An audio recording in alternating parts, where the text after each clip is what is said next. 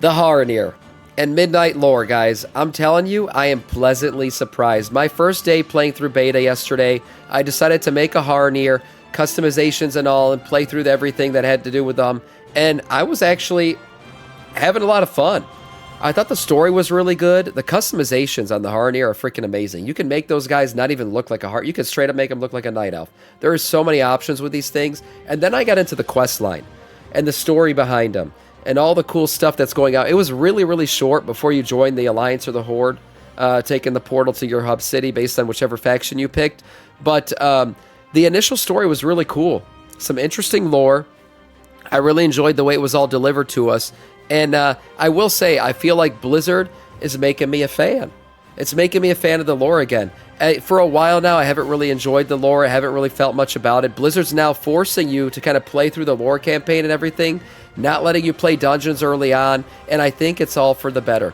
Blizzard are on a mission to fix WoW lore. I agree with Bellular here. Let's see what he has to say about his initial, playthrough on beta. Blizzard are on a mission to save the lore, and we know that Blizzard's leadership hasn't exactly been a fan of some of the recent lore. Take, say, Holly Longdale overtly mentioning that she felt things went off track with Shadowlands. They're on a mission to fix the lore, and thus far, it's working. The evidence is... Saying things went off track at Shadowlands is a bit of an understatement. I mean, I feel like, Metzen had it all laid out for them, put the sword in the planet, did all this shit, and then all of a sudden... we have Sylvanas on a tirade just breaking freaking some of the best armor to ever, the most legendary shit to ever exist in the game. Helm of Domination ripped apart. We're going to the Shadowlands. Jailer's got huge nipples, really bad storytelling, and we ran Torghast for a couple times. Now we're back. That was a horrible little diversion from the original story, and yeah, it's going to take some time to fix it. I really think Metzen wanted to fix it quicker, but it was so broken that he needed a 3-part campaign to get us everything back on track. So I played through, like I said, the early parts of beta so far, and I will say the story is being at least well told. It's very interesting. All over the alpha, which they did for ruin the the last Lich King's few lore weeks has too. been Yeah, showing us the most driven, engaging, and consistent expansion since the heights of Legion. And of course, in many ways, Midnight is a Legion successor. We've got Illyria and Turalyon. We've got Zalotath's transformation from artifact weapon into main antagonist. But there's something else that's going on here, and it's something deeper. It's woven through the entire structure of the lore. It is in how all of this connects together. And today, we've got 3 examples. Each seems disconnected, but by the end of this next expansion, every thread will be telling the same story. First, we of course have the Harir. They were pulled from the jaws of some rough lore. And now... look, they are really cool. I'm telling you guys, I was a Harir hater. I literally call them Harir. I won't even call them by their proper name. I was a hater. I was like, we should be getting ethereals. What is this shit? Who the hell are these, janky looking night elves? These guys aren't even cool. And then I made one. And the process of making one was really cool. We made the Rambo-looking guy. He was freaking badass. And then I got into the story and the campaign. And I was like, damn, these guys are kind of cool. Like, I kind of like their vibe. I like their aesthetic. I don't vibe with them. Look, I'm telling you, try them out. Try them out. If you have beta access, give them a try. Give them a chance. I think Blizzard actually did a really good job of weaving them into the story. I do. And they grew on me a little bit. Kind of like Roots, right? They grew on me. Hey, look at that. They've got a fairly incredible story brewing in Midnight. They do. I say that because we've played their zone and alpha, and it's great. Second, I did there's it in the war beta. between the old gods and Zalotath. That started off subtle, but now it's core to the setting. And finally, there's the Arathi. Yeah, they were there in the War Within. It's a little bit hard to see how exactly they'll fit into this new expansion. But what Blizzard have done is they've brought quite a true mystery box back to the setting. Perhaps a mystery box in the old way where they used to be good instead of being absurdly tired as they tend to be today. But by the end of this video, I think you will be more excited for the story of Midnight. But first, something you should know, because I think we all do feel a bit more squeezed these days, and one way that happens is dynamic pricing. It's everywhere. Airlines, your car rental, software stuff, they all I will say, yes, I still want Arcadimus. I want Amani Trolls. I agree. It's fine that we got Harir. It's a little bit sad that we didn't get Ethereals, but Amani Trolls should definitely be playable. And if they're not by the end of this expansion, I'll be upset. They should be. 4 months for free on a 2-year plan that, of course, can pay itself back with some smart purchasing. I've been using Nord for years, and most recently, the UK's Online Safety Act did just make that rather essential. That's because over here, every other site now demands age verification, and I don't want the data collection, the tracking, the hassle. So with Nord, I just browse from Ireland whenever I want to skip all of that. The Tuskars and Dragonflight. And no matter what you're doing, you'll benefit I thought that was from going to Threat happen. Protection Pro. It's all built in, and it handles actual security like blocking malware, phishing attempts, and invasive trackers. And it's all on their desktop and mobile apps that make it dead simple. I know a VPN sounds like a very technical thing, but there is zero technical knowledge needed. Basically, the internet's becoming more restricted and annoying as Use time goes on. NordVPN. And Nord Where's basically my helps you get sponsorship from around Nord? that. What the fuck? And you can get 4 months for free with a 2-year plan. The Seth Rack? NordVPN.com/Battle Warcraft. Yeah, I mean, there's, like, you guys are mentioning all these different ad bald. You know what? If Keeps or Hims wanted to sponsor me, I would take that sponsorship in a heartbeat. I would, Pentix. Someone reach out to them for me. Got to get my agent on the line. I'll do that. I'll go ahead and call my agent, tell him. The Snake People, the Sethrak and BFA, the Tuskar and Dragonflight. You want to even say something like the Tinkers, you know, as a class. We had this whole thing with the Goblins and everything this patch with Undermine. Like, there's been so many opportunities where I thought, like, oh, Blizzard's about to give us this. And then it didn't happen. And I'll be honest, the whole thing with the Harir, I was like, Blizzard, don't give us this. And then it did happen. We did freaking get the Harir. I was like, shit, that's the one I didn't want of all these choices. We got them. They're much cooler than I thought they would be. I will say, though, the Amani trolls, their lore is going to play out later in this opening campaign. We're not going to get into them until later. I really think the Amani trolls are going to take front and center in the first patch of Midnight because they have this little island off the coast. It looks like that's going to open up in the first major patch for Midnight, and we're going to get really deep into Amani troll lore. Once that happens, we should be getting like playable Amani trolls like mid-expansion. I really think we should. They need to do that. I think they look really cool. I think it's an aesthetic that we don't really have yet. Yes, they kind of have an orcish body, but it's a slightly different stance. And Amani trolls have been around since the beginning of time. I mean, their war with the elves and everything, it's legendary. They should become playable. And I think they'd be a really cool add to the player choices for player characters. The Harir. They were core to the War Within's launch campaign. They appeared alongside their big rendered cinematic, but then they just fell off. We went to Undermine, Orwena got up to some ecological terrorism, but nothing since then. Now, in previous videos, we've talked about all the evidence there that the Harir received significant changes between production and launch, and the TLDR of what happened is basically this. Chris Metzen came back. He would be the new creative director. Steve Denuser, who was the previous creative director, left the company. And we now have a new direction, which is called the... Steve DeSnoozer. You know who Steve did? You know, if we want to say Chris Metzen is Thrall, right? We already know that. Chris Metzen's literally Thrall and Varian. Like, those are his avatars in the game. You want to know who Steve Denuzer's avatar was? Nathanos. Steve Denuser was Nathanos, thinking he's a fucking badass when it turns out he was just a simp bitch for Sylvanas. He died. He's in the mall somewhere now, jerking off, and bye-bye, Steve Denuser. We'll see you later. Steve Nathanos, that's what his name should be. And he's gone. He's gone, and hopefully he never returns. Same with Nathanos. World Soul Saga. It was conceived to basically tie all these expansions I'm together, the jailer. tie up the loose ends, and fix the lore. And we know the Harir are a Denuser-era creation. How? Well, it's because of these guys. They are not the Harir. They are the Hiranar. They're militant wood elves who protect Atiru, which is the world tree of... What? These guys are cooler. Hold on. I just said all this great stuff about the Harir, and I was like, actually, they're cool. But I want these guys. Who are the Hiranar? What the hell? I want cool, skinny forest elves. Instead, we got these thick trolley elves. Oh, no. You will see? Okay. Knowledge. And this may all sound quite confusing to you because none of those things are in World of Warcraft. And you're right, they're not. Okay. They are from Kingdoms of Amalur. Kingdoms of Amalur was the thing Steve Denuser was doing before. He was the Oh. director of story and IP development on that game. Got it. And rather clearly, with the Hiranar to Harir, a little bit of that vision came with him over to Blizzard. You love this Now, game? we saw I've never hints seen of it this before. all around the War Within. But what we're seeing in Midnight is dragging them back to the heart of Warcraft's lore. And thankfully, away from them being an imitation of another game's IP. It begins with a revelation, and that is that the Rift of Aln is actually the heart of Harandar. Harandar being the new zone in this expansion, the Rift of Aln being basically the place where you fight Xavius in the Nightmare Raid during the Legion expansion.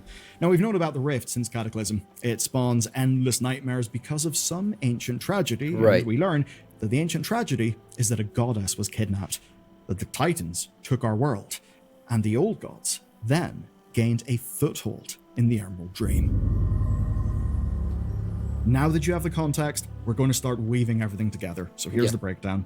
The Harir were first hinted as being guardians, the protectors of the roots of Alanhara. Right, and it seemed that this lore with the Harir was really supposed to play out in the War Within originally. That was supposed to be the campaign that we continued, the Rootlands patch that we saw stuff data mined in the game for it, but it never came to fruition. And what it looks like happened was Metzen probably felt like these Harir are like a foreign, like they weren't well, integrated into the game and into the lore. So he was, probably shoehorning it out, and he was like, yeah, you know what? Let's bring ethereals in. We'll do some Boydie shit, and I need more time to fix the Harir. So we're gonna pull him into Midnight. This way I have an entire expansion, really, because he couldn't fix the War Within completely. The War Within was done once he arrived. That shit was already written. So to change it all at that point would have been way too much redevelopment and everything. So he said, I got to fix the Harir. We're going to pull him into my expansion at Midnight, and then we'll continue on into the Last Titan. I can't fix it here. We'll just put ethereals in. That lore is fine. At least that's one thing Denuzer didn't fucking touch. We got ethereals still out there, so I can pull those guys in. I don't got to fix them. The Harir, I got to fix them. And I will say, they are fixing them. The start of them was really cool. Which is an ancient world tree planted by Aenar that Aman'Thul destroyed. And the story goes like this. Elune sent guardians to the roots. Then, one expansion later, we found these guys in Khazalgar, along with a bunch of roots. But they weren't local. They came I'm going to be honest, the War Within was and is ass. Look, the gameplay in the War Within was fine. I thought there was a lot of good gameplay stuff. I feel like crafting was pretty well done in the War Within. The iteration on the talent system that Dragonflight give us, not bad. I mean, hero talents were okay. But the gameplay overall, Delves were a big win. Big win for the War Within. I think Delves are a great addition to the game going forward. I think there were some good things that came out in the War Within. The story was not one of the good things. I think the story is not bad, it's just forgettable. Like, it's forgettable. I feel like a lot of storylines were just left hanging. We got Stony Boy elves, that's fine. The Thragar and all that stuff. It's the story's just forgettable. It just feels like a preview to Midnight. And we'll just take it as that. We'll leave it as that, and really the real story is beginning in Midnight. And we'll pick up from here and see how it plays out through the Last Titan before we can really judge how this entire story looks at the end. came from somewhere that we called the Rootlands, based on some you can't blame data Metzen for now, we did some Black for Blood the War Within. investigations with Orwena in the actual expansion. We discovered that her people worshipped a goddess, and Orwena received many visions from the World Soul. So we just assumed that Azeroth was that goddess. But then, Midnight comes in. It's announced, we see the full reveal, and then we discover this raid, the Dream Rift. And here's the raid journal text. The Dream Rift exists deep within the Rift of Aln, where the dreams of Alanhara took form long ago. Alanhara was taken from her cradle, and her dreams no longer shape the powers that form there. This bit of lore is huge. First, the Dream Rift is deep in the Rift of Aln, which again is where we fought Xavius and Legion. And It's also the center of the Emerald Nightmare, and that's a connection I'll dive into in a minute, but do keep the Nightmare in mind. Now, the Dream Rift is a nightmare machine, and the reason why is that it was originally the cradle of this goddess, Alanhara, where this goddess would sleep in this cradle, this goddess would dream. But without the goddess, the cradle has become the Rift of Aln. Right, who removed her? The Titans, most likely. Yeah, is she, I was a bit confused by this, is she Azeroth? Is she just another name for Azeroth? We already know, like, these guys, the Harir, have a major connection to her. And maybe this is why. She used to literally sleep in their zone. And then she was removed and imprisoned. Now let's talk about why this then brings the Fifth Harir old to the god? core of Warcraft. I don't think so. The Emerald Nightmare storyline has been brewing since Teldrassil's first quest. Of course, it's all the Azeroth. way I back think in so the day. too. And with Cataclysm's world revamp, it actually was advanced. That's when Xavius became more of a threat. It's when we started exploring the culprits behind the nightmare in the form of the old gods. Now, in Wrath of the Lich King, we had also discovered something crucial, and that was that Vordrassil, which is the world tree over in Northrend, that its roots had found Saronite beneath the earth. Now, Saronite is the blood of the old god Yogg-Saron, and that gave Yogg-Saron an entrance into the dream. But that's not what started the Emerald Nightmare. We actually don't know how the Emerald Nightmare started. All we know is that it exploded out of control after one key event in the story, and that was Fandral Staghelm splicing a branch of the tree form Xavius's body onto Teldrassil. Which, by the way, that's one of the reasons why, way back in the day, when you're a newbie night elf in Teldrassil, you see all these satyrs and demon things. Now, that was basically the vector for nightmare infection, but it wasn't a kill mechanism. But now, this new Alanhara connection may actually hold the answer. You see, when we killed Xavius, the Emerald Nightmare did not end, and later we found Ysera gazing into a void remnant deep within the dream. This, of course, hinted that the nightmare's true source still existed. And to explain that, we need to revisit some of that Cataclysm lore. It's in a book, it's a novel called Stormrage, and in this novel, Malfurion discovers the Rift of Aln. Yeah, you guys remember I talked about Malfurion not too long ago and said this guy's going to play a role at some point in this expansion, and I hope we get back Gigafurion. Malfurion, if you don't know, has some background lore that is absolutely badass. I mean, this guy reached a level of druidic power that's untouchable. Like, he could destroy entire armies. If he's in the forest, that is, entire armies, just root them all into the ground and kill them. And he was vicious. He would rip people apart, bury them alive. I mean, Malfurion was a Giga Chad. And then he kind of went through his whole thing in BFA and where he became kind of a bitch. You know, simp bitch, the simplification of Malfurion. I said it for a while now. And I hope we get back Gigafurion. We did witness him a little bit. If you guys remember that cutscene cinematic where there's that little horde, like, cavalry thing that's coming through the forest, and he, like, destroys them all in a bear. Remember, he's, like, going across, you can't even see him, and then he roots that orc into the ground. Like, that kind of shit. He had some badass, though that was a badass thing. That was a little bit of a hint of what Malfurion used to be. And I really think he's going to get back into his Giga form. Sleepy Boy needs to finally wake the fuck up. Well, look, like, honestly, Blizzard made him so powerful for a while that they really had to put him to sleep to avoid, like, having to deal with the fact that Malfurion could just show up and kill off any threat. So they had to put him to sleep. That's how freaking badass he had become. So I totally understood that. Sleeping made him emo? Yeah, maybe. But hopefully he's woken from his drowsiness, right? And he's now ready to be Gigafurion again. I think he will be. I'm hopeful. And when he does, he describes it as a place of primeval power. He didn't become gay. He still likes primeval Tyrande. Means something from the earliest ages. Something perhaps instinctive, something raw. But here's the conflict. Something else also lingered in the rift. That something else was the old god N'Zoth. And that means there was an opposition within the rift. You had N'Zoth's nightmare corruption versus an older form of primeval energy. And we now know that energy was from the cradle of Alanhara, which is the thing that we will deal with in the Midnight expansion. Now, all of that stuff about the Rift of Aln then, the N'Zoth connection, the creation of the Emerald Nightmare, that's basically what we're going to be finding in Harrendar. It's the zone that will put all of that stuff together. Yeah, it's a big-time lore zone. I played through the opening campaign with it. Really cool stuff happening early on in that zone. The opening campaign for the Harir is really just like, honestly, you could probably play through it. If you're reading the quest text, maybe 30 minutes. 30 minutes, you get through the entire opening campaign for the Harir. But it's a big lore drop. Really cool stuff. I'm not going to spoil anything for anybody, but really, really cool stuff. If you have beta access, I suggest you make a Harir and read through everything and kind of learn what's going on there. I enjoyed it a lot. And it's going to continue to be the main lore focus for the opening of Midnight and everything. Yes, we're getting Quelled and House attacked and everything, but the first raid and everything's happening. We're going to get a lot of stuff from this zone. So I'm excited to dive into it more. And again, learn more about the old gods too. N'Zoth maybe returning. Who knows? Who knows? Maybe he's not dead. Maybe he didn't get killed by a beam of friendship. I don't know. I hope not. Where you see a story of the old gods slipping into the Emerald Dream, of N'Zoth finding the cradle of Alanhara, or just finding the rift that it left behind, and then him infesting it. Since then, of course, the Rift of Alan has been the center of a growing Emerald nightmare. After Xavius, it spread into the Emerald Dream. And the big question is, where did that goddess go? Who is that goddess? Obviously, we don't know yet. Well, we kinda do, but I'm holding back in the big spoilers for today, because this video is about how Blizzard are weaving together so much of the lore in a way that actually ties up loose ends and gives us proper explanations. It does. But I'll leave Alanhara with this.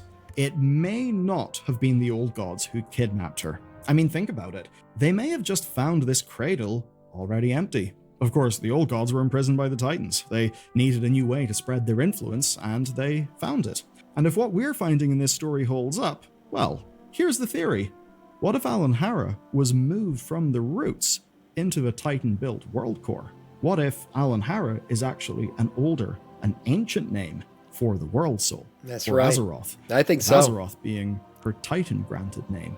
That would certainly make a lot of sense.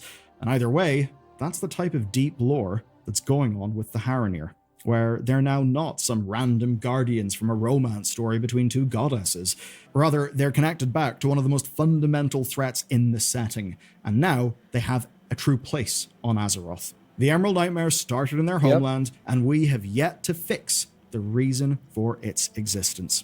Yeah, and the reason for their appearance and the reason for their integration into Azeroth society and everything, it all makes sense once you play through that campaign. It does. That brings me to our second mystery. You see, recently we discovered something fascinating, and that is that Zalot only attacked N'Zoth after he had built Nylotha, and especially because of something that was being built underneath. And all of this means we now may know why the sleeping city dreams. Ooh. On the banks of Hallowfall's Undersea, we found the Cobus. You're probably familiar with them by now. Many world quests, lots of slaughter. But you may not know why they showed up in the War Within at all. In one of the Radiant Visions, we see something crucial.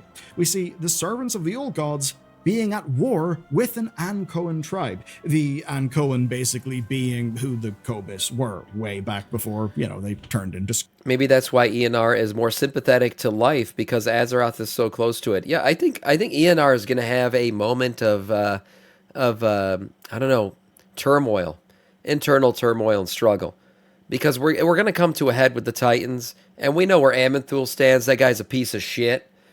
He's going to be totally about destroying us and the world soul if he has to. He'll do whatever the fuck he has to do. ENR has issues with things that he's done in the past. She's got issues with destroying life. She does have an attachment to our planet and to Azeroth's world soul and everything. So I think she might end up turning on him. Like, we could have a point where she decides to take, I don't know, if Sargeras takes our side, she decides to take our side too. We'll see how that all plays out, because all of this world soul, Elune, all this new lore, or I should say old lore that's now finally being fleshed out, relates back to ENR. She knows these world souls. She knows about Azeroth. She knows about Elune. She has close relations to all these things. So we'll see. Friendly boys. Now, this tribe of Ankoan lived in Hallowfall, but the old god servants Aman'Thul will definitely re-originate the planet. He don't give a shit. Finally, they were forced into the abyssal depths, and there they found void crystals. Now, we assume that those void crystals transformed them into the Cobus. So, rather naturally, they kind of hate the servants of the old gods. They're sort of responsible for all these terrible things that have happened to them. Interesting. Now, Silver. in their camp, we find this, a peculiar fish. This fish was next in the Cobus' menu, but we did save it, and when we did, we discovered something a bit shocking.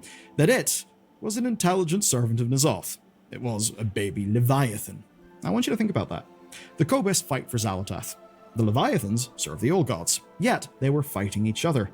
Now, that was just the first subtle hint of there being a split in the Void. Mm-hmm. Since then, it's obviously evolved into quite the chaotic fight of the Void Lords, old gods, and Zalot, all vying for power over each other, and Zalot seemingly coming out on top. And the good news is that as of recently, we've been able to play... I don't want to go too far into like speculation and everything, because that this just goes off the fucking deep end. But you're asking, what do I think will be the next enemy after the Titans? I do think we'll go back to a more grounded version of WoW, because we've gotten so interstellar, galactic, giant, godlike beings. I think we're going to get a more grounded version of WoW. and we're going to go into the Arathi, right? Like the Arathi are probably going to help us at some point in this expansion, right? We got a little bit of their lore from Hallowfall. We're going to get into more of it here as we head into midnight. Maybe some of these Arathi paladins are showing up through the Sunwell and everything, right? So we know that there's this light emperor that exists on the other side of Azeroth, where this massive Arathi Empire exists. This other side of Azeroth that we've never seen before. Massive continents over there. And I think that's where we're going next. I think after the last Titan, we're going to get kind of a return to the basics, almost like a WoW 2-esque reset, and we're going to go to this other continent. And this other continent will be the place and source of multiple expansions, and we'll deal with the Arathi over there and other threats and stuff like that. We'll see. That's all speculation, going way off the deep end at that point. Right now, at least, I feel like the lore is really setting us up for a big climactic finish with the Titans. That story. During the Zalotath lore-walking campaign, in the final Same as chapter, we knows, see of an course. ancient conflict. It's one between Zalotath and the Old Gods, where they join forces to seal Zalotath in the Blade, the same blade that we find her in Legion. Now, we already knew that happened, but there was a big revelation in that scene, and it was this. Yesharaj, one of the Old Gods, saying, N'Zoth should have known Zalotath would target Nylotha when she learned what he was building. What the hell does that mean? Zalotath attacked Nylotha because N'Zoth had built it? Or because N'Zoth was building something in it? Either way, in this scene, we get a reference to when N'Zoth built Nylotha, the Dreaming City. And then, quite shortly after, we now see another reference. We see in this Harir story a goddess who manifests stuff from her dreams, right, who was kidnapped from the Rift of On, and that after she was kidnapped, N'Zoth moved into that rift.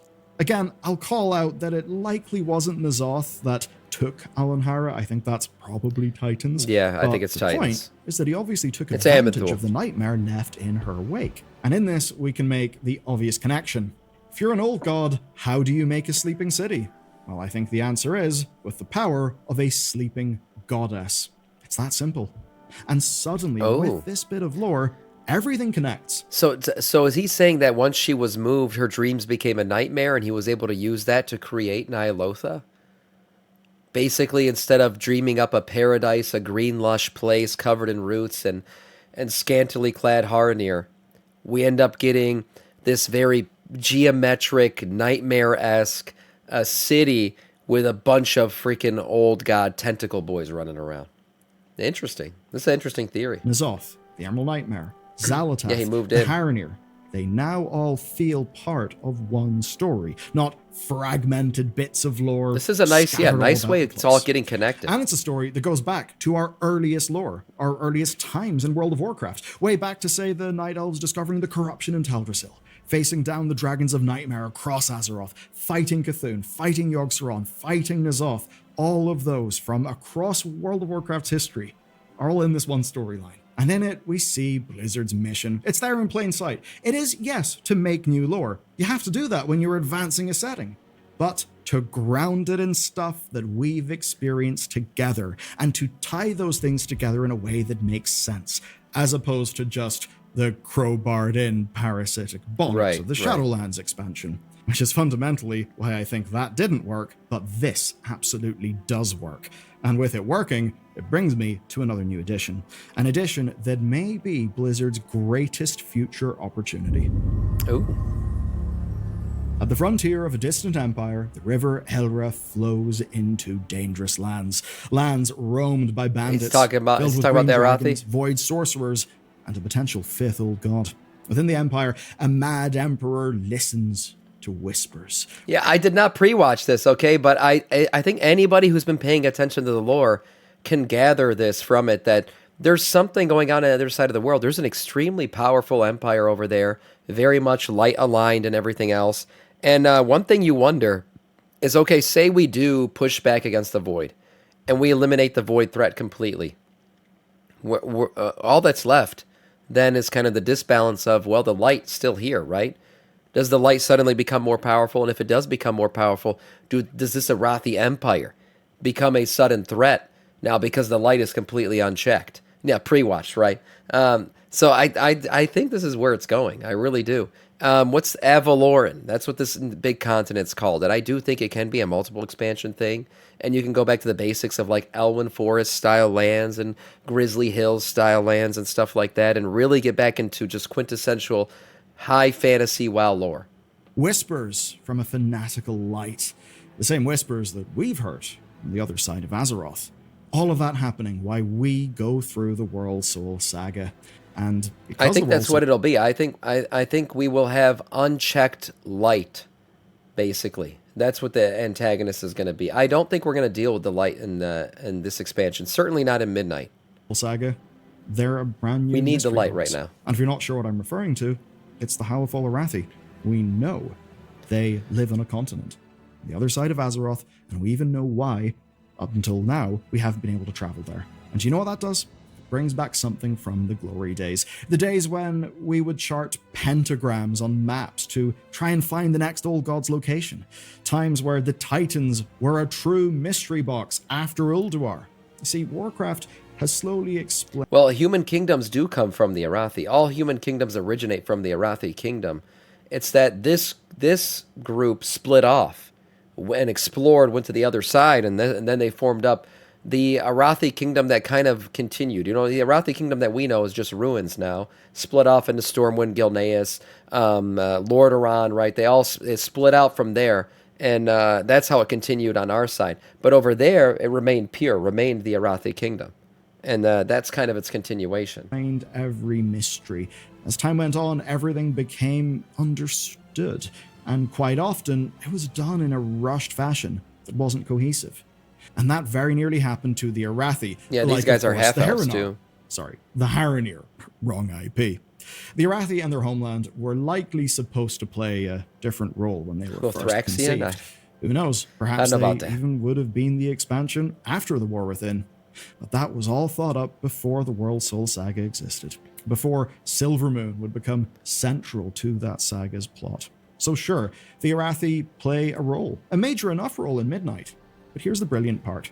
We have some of them here, but with their empire locked behind a storming sea, they remain a true They're isolated. Mystery. Yeah.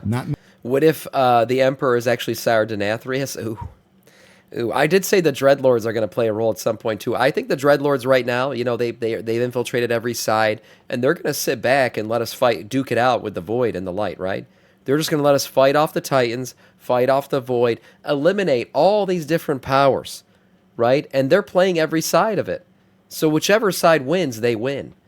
And all they're going to see afterwards is a weakened state of all these other things, and maybe they'll reveal themselves at that point. But yes, the Dreadlords are still out there, so is Sire Denathrius, and he's still telling you to get on your knees. Just saying. Means Blizzard can dump intrigue into it, and that we can finally get back to some of the classic theory crafting. And they can shapeshift, yeah. Lore great. And if this video's caught your interest, you need to watch this one next. It'll take you through the story of the Blood Elves and how they have basically kind of ruined everything, and how Midnight is in great part their fault. You'll enjoy the expansion so much more if you've seen that video and know the context, and you can watch it next. Great video from Bellular overall. I don't think Shadowlands, Sam knows that Shadowlands got retconned. No, I do know what happened with Shadowlands. It didn't completely get retconned. It just got retconned in that it's not the true afterlife, that it's a Titan creation.